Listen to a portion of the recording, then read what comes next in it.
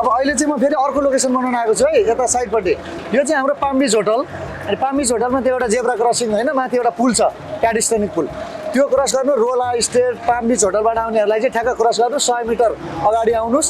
100 metre अगाडि आएर तपाईँको यो क्यापिटल बिल्डिङ हो होइन, यो क्यापिटल बिल्डिङ वहाँ पुग्नु परेन। त्योभन्दा 2 स्टेप अगाडि आउनु, यो गल्ली छिर्नु, यहीँनिर हो काका चिया हब। मेरो बिल्डिङ अहिले पहिलो भिडियोमा देखाइहालेँ।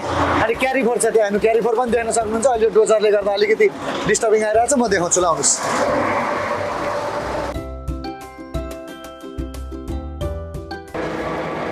हामी यो लोकेसनबाट आएको थियौँ न, क्यारी फोर हाम्रो यो अहिले देखाएको बिल्डिङ। काका चिया अब यहीँ छ, हेर्नुहोस्, एकदम सिम्पल, केही गर्नु पर्दैन। ल आउनुहोस् काका चिया, अब हामी आइपुगिसकेका छौँ।